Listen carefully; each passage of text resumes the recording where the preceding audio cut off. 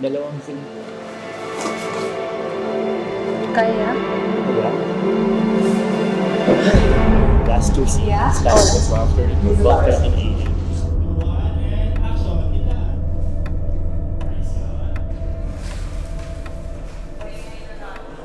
Three, two, one.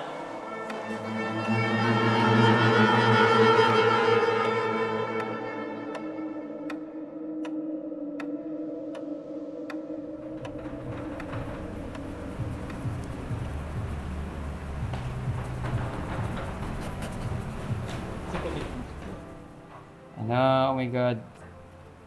Medyo cracky siya. Hindi ko siya masyadong... Si Suki Dal, very thankful ako kasi tinulungan niya ako. Make-upan to.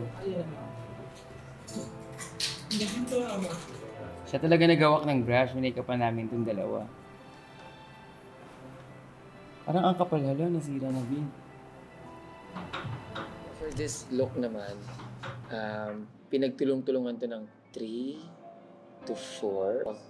So si Martha, Amethyst, si Justin Tani nag-hair, gumawa ng hair.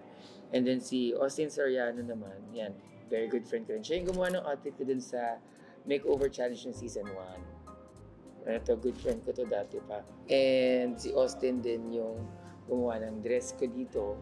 Si Rowita Rosa, ano rin siya, very good friend din siya na gumagawa ng mga costumes, mga feathers, and sa mga pang pageants. So siya yung gumawa ng backpiece ko.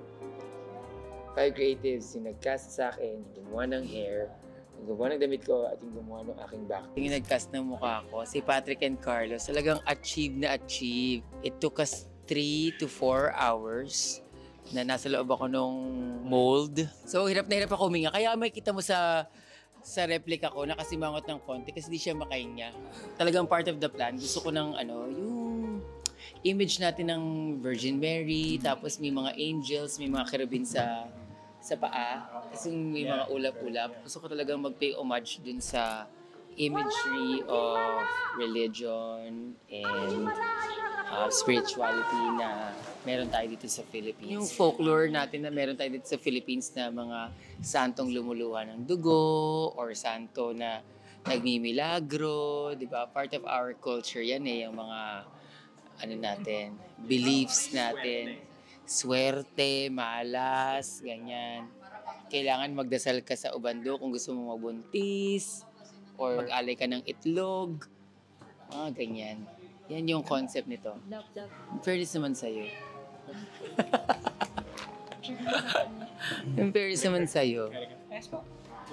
Hello, I'm Enetiu. I'm the photographer for today. It's all really about the look and how it's presented. So as long as the look is being showcased well, the makeup is good, and then the body and the drag is good, then I'm good. Parang medyo secondary na lang yung if I'm able to do the style that I want or parang if I'm able to do the photography style that I want.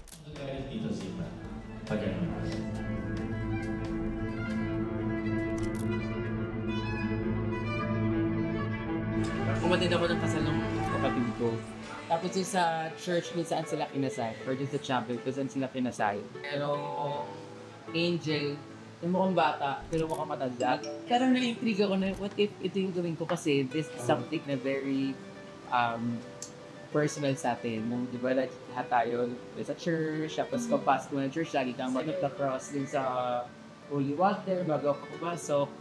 So parang yun yung gusto ko, kuha na ng inspiration dito. But of course, it's deeper than that. So, natin yung obsession talaga. Hindi naman obsession, pero yung natin, parang fanaticism natin sa mga emblems ng Catholic Church, yung Greek engine sa atin.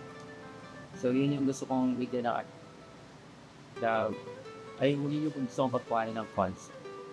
And hindi ko in-expect na it will be very, very well received ng mga judge. Kasi gulat na gulat sila lahat talaga. Kahit ako parang nung nakita ko yung mukha ko, ang gulat na gulat sila. Hindi ko naman alam na ganun yung magiging register niya sa camera. Mukha doon talagang semento. Kasi akala nila, pagpasok ko, ako agad yung ako yung nakaharap. Tapos hindi nila alam, mga faces dyan, akala nila yung mga angel. Tapos pagkalikod, nakita nila yung totoong apo. Tapos nandumin na. So, na-achieve natin yung gag, yung surprise reveal. Ingat. Yellow, yan.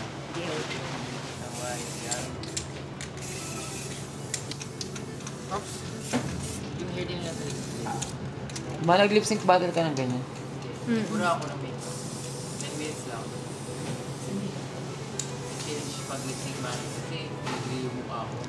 Ate, sandali. Point 2. Okay, let's go. Thank you po. Bye. Photographing drag is different from, let's say, if you're photographing like a musician or a personality. Kasi ito talaga, meron talaga silang character na pinoportray. So, kahit pa I'm the creative director, sa kanya talaga magagaling yung 100% call na, no, that's not, siya yung makapagsabi na parang, no, that's not my drag or that's not the way I wanna be portrayed or hindi yan yung character ko. Kasi art nila yun eh, parang, and for them to trust you with their vision, parang for them to trust you dun sa magiging output and how they would be perceived, how they would be seen, it's quite an honor.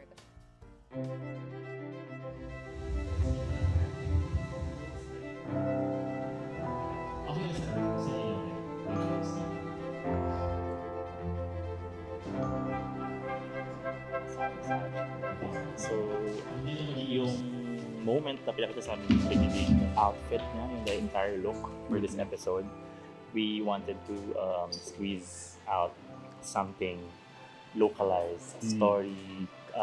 Feeling ko yun yung Filipino element of the material, and also applying the folklore and sabi-sabi idea in the Philippines. So it's actually multi-layered ideas. One of the things then siguro in terms of fashion, we wanted to translate the silhouette on a more not the usual kind of fashion film. Yeah. May konting creepiness, but there's the imagination and fantasy of how the dress or how the look was made or was put together. So, doon din kami nag-focus.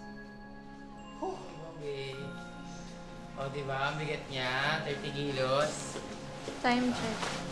Time check. It's 12. 12 o'clock. Oh my gosh. Ano nang next layout natin, teacher? Ano na? Closing. Last na? Oh my God! Last sequence na. Dalawang scene. Kaya? Ayan.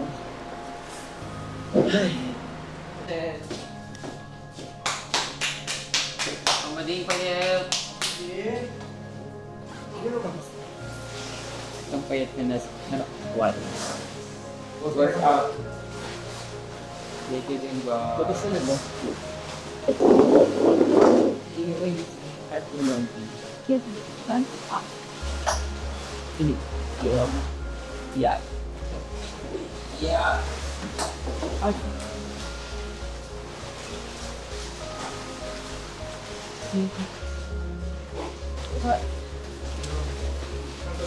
Last two scenes. Let's do this. Here. Ano bang badi? Yan ka si Father Martin Papa. Pas tayo na lang. Jeff. Okay, ayos lang sa camera ko rin.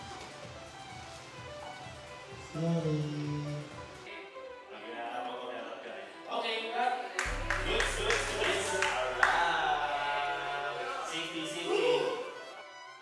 Community, this song is for you. Hands up!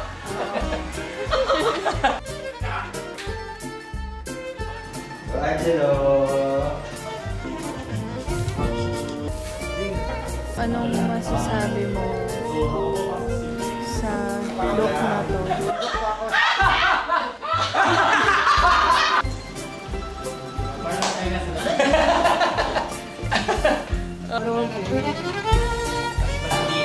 No!